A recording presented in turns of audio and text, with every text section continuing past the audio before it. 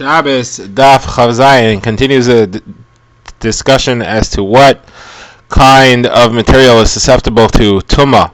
It now introduces Tumas Shratzim into the discussion as well as Tumas Tzaras. It'll try to bring a scriptural source for what type of material is susceptible to that Tumah. Then we will go back to the Brisa of Tana Dibei Rabbi Shmuel, which we discussed on Daf Chavav, and we will have three possible explanations as to what it was referring to.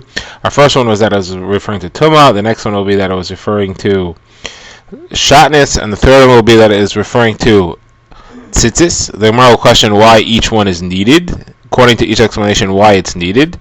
That will take us all the way to the Mishnah, the next Mishnah, which will go to two discussions about the halachos of trees and flax, as far as whether they can be used for Shabbos wicks, or whether they serve as, to whether they become tamei if they serve as an ohel for a mace. We find the Gemara in the middle of an intense discussion as to when tumah can apply to clothing. What type of clothing, what material clothing can it apply to, and what size clothing can it apply to? Now we've learned thus far that it is easier for tumah to apply to wool and flax clothing. It's harder for it to apply to other types. And we've also learned that it's easier for it to apply to large size clothing, which is 3 tvachim by 3 tvachim. It's harder for it to apply to smaller size clothing, which we called 3 fingers by 3 fingers. Now the Gemara had said so far that we had a machokis between Abaye and Rava as to how to understand statements by Rav Shimon ben Elazar and a Tana Dibei Rabbi Shmuel. According to Abaye, both Tanaim agreed. Tana Dibei Rabbi Shmuel and Rav Shimon ben Elazar all agreed to the same halacha, which is fairly simple, that only wool and flax can become tamei, only wool and flax cloth can become tamei. Other material clothing can never become tamei in any size. Rava, however, said that there is one circumstance and one opinion in which other materials can become tamei, and that is, according to Rav Shimon ben Elazar, other material clothing can become tamei if it is a large size of 3 tvachim by 3 tvachim. The Gemara now is going to work through, according to Rava, how that fact is known. How do we know that other materials that are large size, 3 tvachim by 3 tvachim, can become tamei? And the Gemara will go back and forth between Abaye and Rava to see how each one answers the other's arguments. The crux of the arguments will be as follows. There is another wrinkle we're adding here, and that's that the discussion up to now has been about Tumas Tzaras. Now we're going to introduce another type of Tumah, which is Tumas Shratzim, when clothing touches a dead rodent of some sort. So Rava says that according to Shimon ben Elazar, who holds that other materials of clothing can become tamei if it's a large size, says it's derived from a pasuk, an extra word that's in the passage talking about Tumas Shratzim. It says the extra word oy. It says oy beged, or clothing. It's an extra word that teaches me that other materials, not wool and flax, if they're large size, 3 tvachim by 3 tvachim, can become tamei Tumas Shratzim. So the Gemara says, well, what is Abaye going to do with that? So the Gemara answers, Abaye says that extra word is needed to teach me that wool and flax clothing, when it's a small size, again, even though it's wool and flax, if it's a small size, it's still unlikely to be able to be mekabel tumah. So Abaye says, when it's wool and flax, it's a small size, I need you to tell me that it can be mekabel tumah, can become tamei, even in a situation of Tumas Shratzim. What we've seen in the Daf previously, we've seen a source for that by Tumas Tzaras. We didn't see it by Tumas Shratzim, and this is going to be the crux of the argument between Abaye and Rava. Abaye will say you need a separate source for Shratzim and Tzaras. You cannot learn from one to the other, because each one has its own reason why it should apply only there and not in the other type of Tumah. Rava will say that you can learn from one to the other, and therefore you have an extra word here. So Abaye says, to review, Abaye says that although we had a source from the Psukim, which we learned yesterday, the extra word, the extra letters, Viha Beged, it told me that by Tumas Tzaras, wool and flax cloth that's very small can still become tamei. So it says Abaye here, but that would not necessarily apply to Tumas Shratzim, and therefore I need the extra word oy to tell me that that's true even by Tumas Shratzim. again, that wool and flax clothing that's very small can become tummy. Now the Gemara says Rava says you don't need a special pasuk to tell me that you don't need a special pasuk to tell me that by Tumas Shratim. It says it clearly in the case of Tumas Teras from the extra viha, the extra vav hey viha beged, just like Abaye said.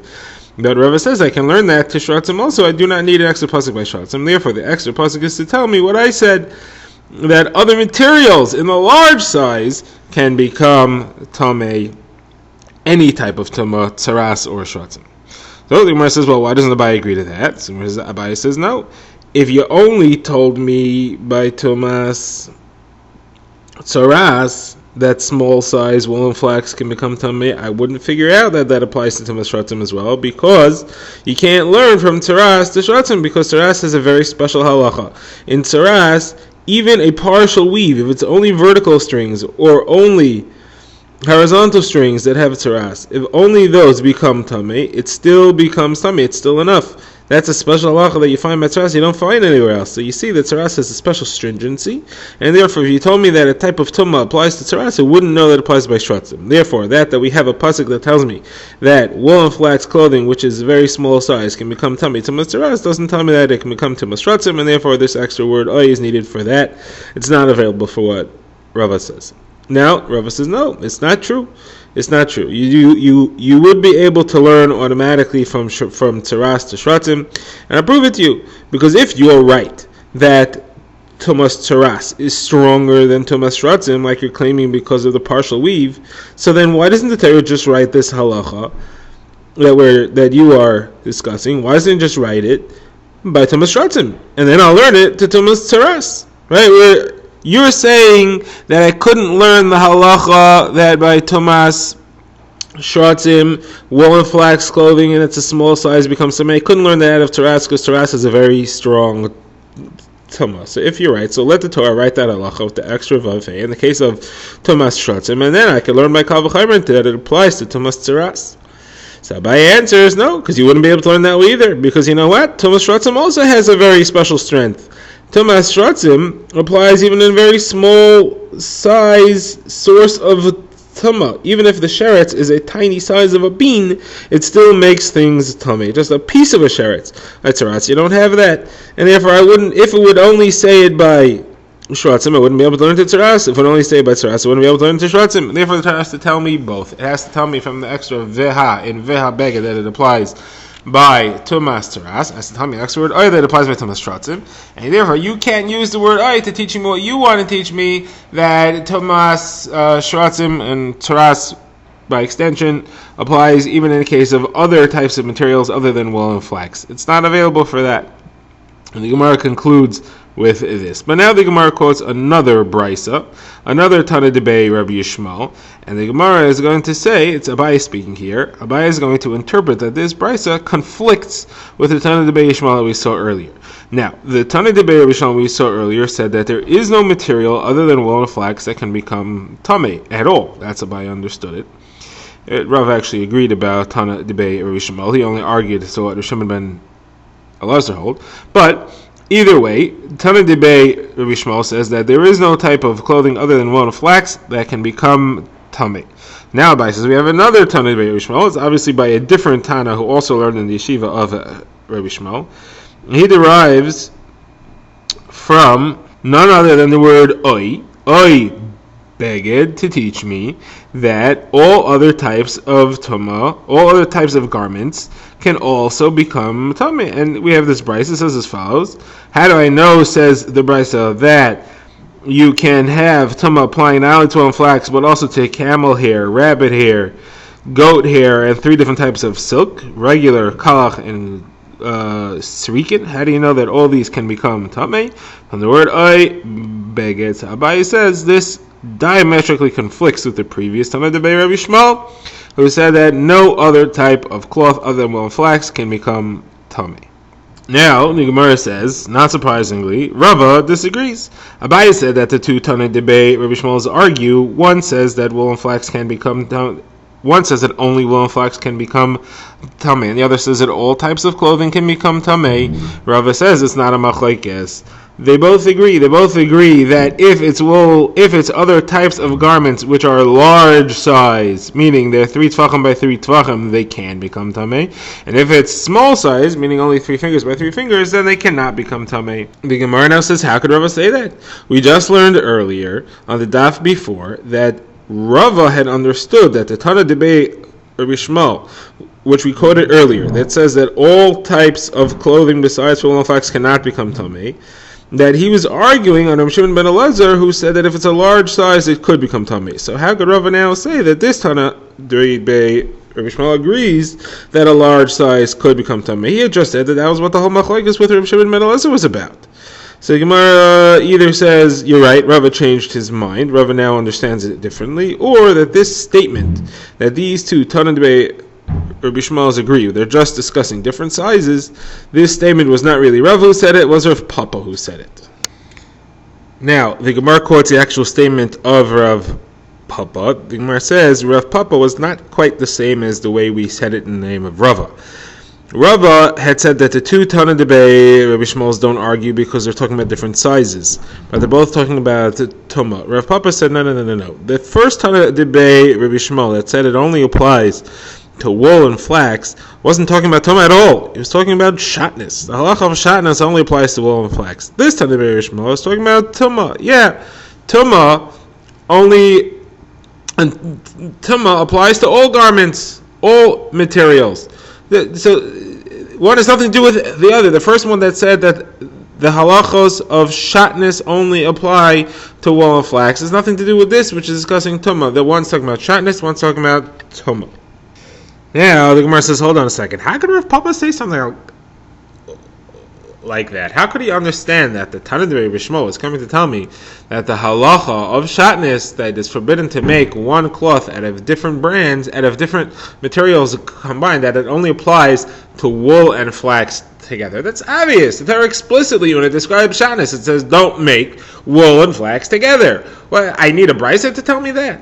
The Gemara says, no, maybe you do. The pasuk which said don't make wool and flax together was talking about that you cannot wear a clothing, a garment made out of wool and flax together. But what about just draping it over part of the body? That's not really wearing. So I would have thought maybe that applies that you cannot mix any two materials in one clothing that you plan on draping. On that, Rav Papa says, the brisa comes and says, no, that it's only wool and flax that's forbidden, even in just draping it on you. And other materials, there's no isser of shatnez. Simmer says, what? That still doesn't make sense. It's a kavach chaymer. Wearing the garment is obviously worse. And if wearing the garment, the isser is limited to wool and flax, then draping it on you, which is lighter, it's less of an isser, should certainly only be limited to wool and flax. Why would I think that that is a stricter isser, and it applies even to all different mixes of materials?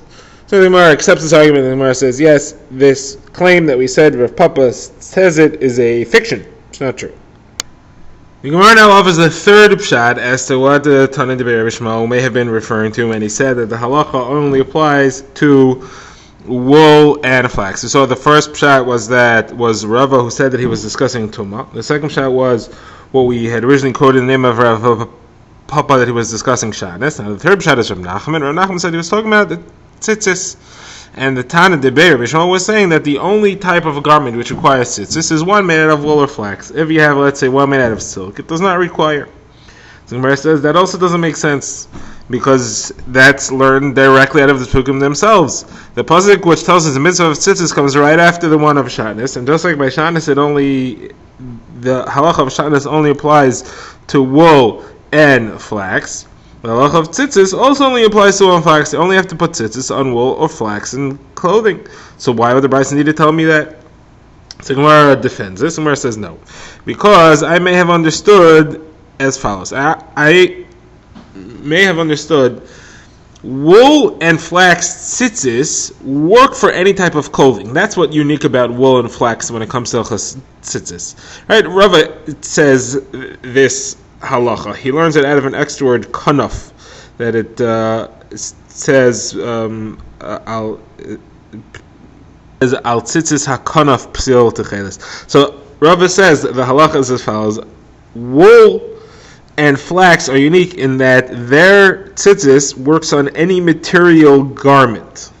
A garment made out of any material. Other materials only work on a garment. Other types of tzitzis made out of other materials only work on a garment made out of the same material as the tzitzis. So wool and flax work on anything. So the Gemara says, so now I may have thought that that's pshat in the psukim that link shatness and tzitzis. That's just what's unique about tzitzis when it comes to wool and flax. However, the truth of the matter is that all garments do require tzitzis. So Gemara says, so that's what Rav Nachman comes to tell me. The Be'er Bishmol told me that that's not true. The only garments which require tzitzis are wool and flax. Now, the Gemara has another explanation on this opinion of Rav Nachman, which understands that the limitation of wool and flax is referring to tzitzis, that they are the only materials that are chayiv in tzitzis. The Gemara says, I don't understand. Before, when we were discussing Hilchos Tumah, you told me I can include other material garments from the extra word oi. Well, in tzitzis, there's also extra words. It says the extra phrase, asher techaseba. So why don't I say that also comes to include other garments, and not only wool and flax is chayiv in tzitzis, but that all garments are chayiv in tzitzis. So Gemara says, no, Asher Techasba is to include something else. It's to include the clothing of a blind man. Gemara brings the Brisa to prove this. And the Brisa says, when the Torah says that you should see this, it says, Uri Isim, so you have to see it. So that could be excluding two types of tzitzis that can't be seen. Tzitzis of a night garment, something which is only worn at night, and therefore you can't see it, or tzitzis of a blind man. So one of these two is excluded, and the other one is included. The one which is excluded by the phrase, and you should see it, or Isam, I say. The one which is included by the extra words, Asher Techaseba. So the Brisa says, which one should I include, which one should I exclude? The Brisa says, you should include the blind man's tzitzis and exclude the night tzitzis. Why? Because blind man's tzitzis is at least seeable. Other people could see it, but night clothing nobody sees. At night nobody can see anything. Now, this Brisa clearly says that the phrase Asher Techaseba includes that a blind man does have to wear tzitzis on his clothing, and therefore that's what the phrase is used for. It's not used for including other materials. So now the Gemara asks, but why? Maybe it should be used for other materials. How do you know that it should be used for a blind man? Where it says, no, the Torah said, Semra Pishtim, it said wool and flax. It's logical that it means to keep it that way. It's not coming to contradict that with another inclusory phrase. Now the Gemara quotes Abaye, who goes back to the Brisa of Rav Shimon ben Elazar. Rav Shimon ben Elazar had said that you can't use flax, even though it goes from the ground, you can't use flax threads for schach. And the reason was because flax can become tamei. It's mekabel tamei. You can't use anything that's mekabel tamei to be schach. So Abaye says, you see that Rav Shimon ben Elazar holds that even before it's made into cloth, even when it's just a jumble of threads, it's already able to be mekabel tamei. And Abaye says, Sumchus agrees with that, because you have a statement of Sumchus that says that if somebody covered his sukkah with spun threads of flax, it's no good, it's not good schach, because it could already be mekabel tamei. Now the Gemara says, now where do we find another Tana who says such a thing? That flax in its original state, before it's even processed by spinning, could already be mekabel tamei. The Gemara says, if we have a Mishnah, and you see that Rabbi Yehuda holds that way. The Mishnah says, when does flax become able to be mekabel tamei? So Rabbi Meir says after spinning, and Rabbi Yehuda says after bleaching, which is even before spinning. So you see that there is such an opinion that flax before spinning can be mekabel tamei, even though it's not thread, it's not a kli yet, it has no actual function, it's just a mass of threads. Okay, now this takes us to the next Mishnah, which goes back to the halachos of what type of wicks can be made for the Shabbos candles. Now, the Mishnah quotes two ways in which flax is different than other tree products. First of all, you're allowed to use flax to make wicks for Shabbos candles. Nothing else from a tree can be used to make wicks for Shabbos candles because it does not produce a steady flame. The other halacha is about tumas oil. The halacha is that if you have a dead body or a piece of the dead inside a house or under a roof, everything else that's under that roof becomes tamei. Now, the thing which is the roof itself also becomes tamei unless it's a house. Now the Mishnah says not only does a house not become tamei, but a tree or anything made out of a tree does not become tamei when it's a roof over the dead. Except flax. Flax becomes tamei if it's a roof over the dead, unlike all other tree things. Now, the Gemara asks, what business do you have calling flax a tree product? Flax is not a tree. Flax is a plant. It's a ground plant. It's an herb. So the Gemara says, no, because there's a pasuk which refers to flax as a tree. In the discussion in Sefer Yeshua, where the spies hid on the roof of Rachav, it says that they hid them, and she hid them in the trees of flax, which were drying on her roof. So you see, flax is called a tree, and the Mishnah has to discuss it together with the other halachos of trees.